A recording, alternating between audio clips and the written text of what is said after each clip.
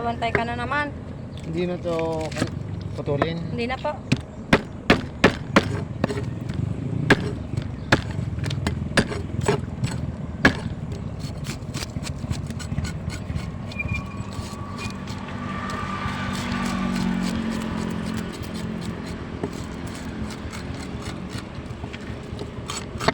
Ilan ang ano kuya? Ang 1 kilo? Tulingan? Opo. 6. 6. Ganun. Natingin ako ng ano, sa kalahati. Ah. Para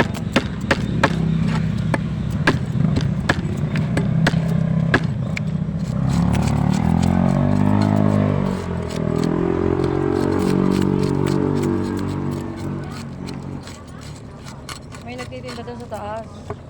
Bukal. 270 ang alok sa amin. Na tulingan. Opo. Bumaba nga yan dati, naging 150 yan. Opo.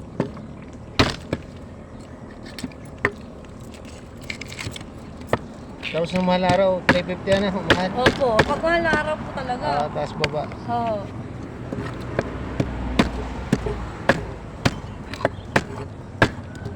Ay, nung mahal na araw naman yung binili namin ni ano. Ang tawag din eh, hipon. Hipon at saka ano nga yun, tahong. Ah, walang isda. Opo. Hindi kami nag-isda. Saan ka bumili ng tahong? Kalamba? Sa trade po sa Kalamba, magkano ang kilo nun? 100. Sa Lako, 140. 100 po sa Kalamba. Bili ko na nung ano yun, tsaka hindi naman kalakihan, maliliit lang. Pero nito lang ho, nung magpipiesta, nung disperas, malalaki yung sobrang lalaki ho, ganyan, malalaki. Tahong. 150 kilo. Mabibilang ho ang 1 kilo eh. Ang tahong, ang lalaki naman eh. Hindi ako nagtitinda noon. Bakit po? Dahil nung matagal na, nagtinda ako. Ano?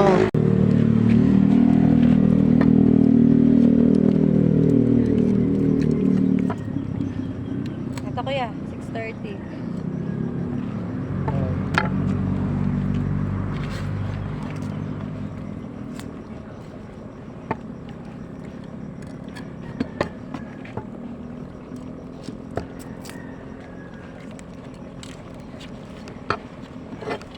Isaing.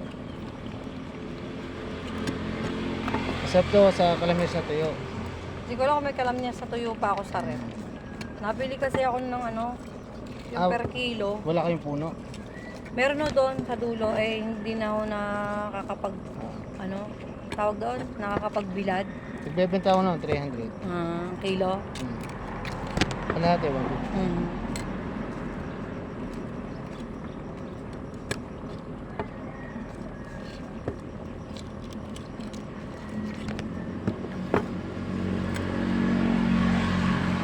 Pag pine-pressure cooker ko yan, 1 oras at kalahati. Hindi, parang sardinas, ano? Opo.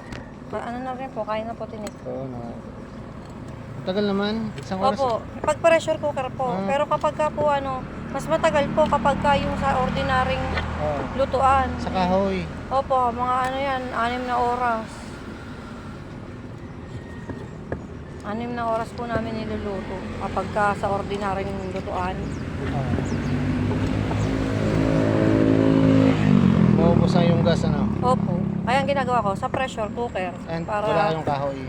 hindi po, wala.